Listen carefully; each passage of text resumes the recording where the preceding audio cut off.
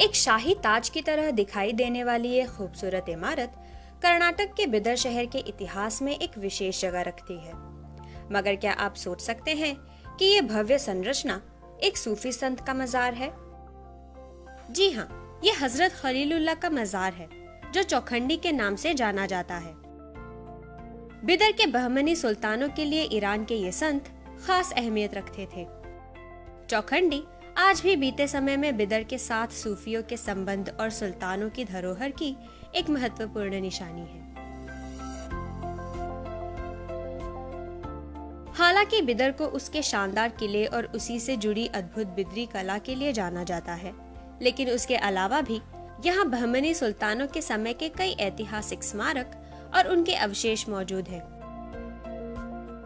बहमनी सुल्तान दक्कन के पहले इस्लामी शासक थे, जिन्होंने 15वीं शताब्दी में बिदर को अपनी राजधानी बनाया।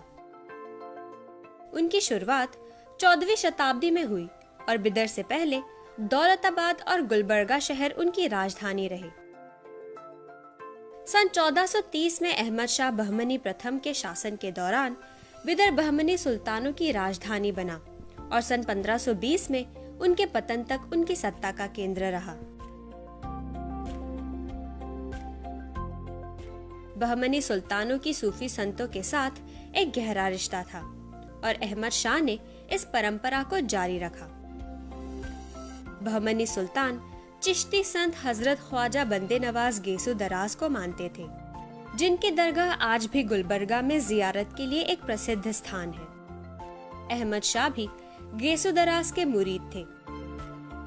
एक दिलचस्प बात यह भी है कि अहमद शाह को खुद को भी एक संत का दर्जा हासिल था और आज भी लोग उनके मकबरे को एक पूजनीय स्थान मानते हैं।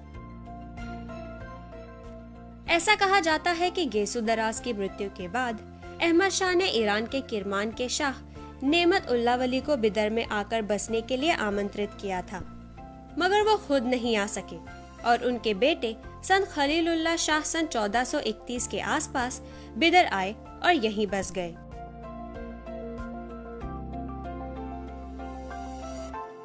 पंद्रहवीं शताब्दी में आज के बिदर शहर से करीब 4 किलोमीटर दूर अश्तूर गांव में संत खलीलुल्लाह शाह का ये मजार बना, जिसे अब चौखंडी कहा जाता है। चौखंडी हिंदी के दो शब्द चौ यानी चार और खंड यानी हिस्से या मंजिल से मिलकर बना है। इस परिसर में जाने के लिए एक विशाल प्रवेश द्वार है। चौखंडी के मुख्य हिस्से में 3 और गलियारों में कई अन्य कब्रें हैं। यहाँ शाह खलीलुल्लाह, उनके शिष्य और उत्तराधिकारी दफन हैं। चौखंडी को एक अष्टकोणीय संरचना में बनाया गया है। इसे बहमनी काल की सर्वश्रेष्ठ इमारतों में से एक माना जाता है और यहाँ की वास्तुकला और शिल्पकारी देखने लायक है।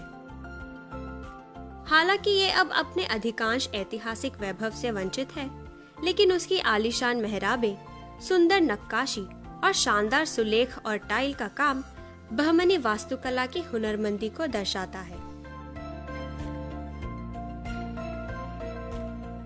इसके कुछ ही दूर बहमनी सुल्तानों के भव्य मकबरे भी मौजूद हैं।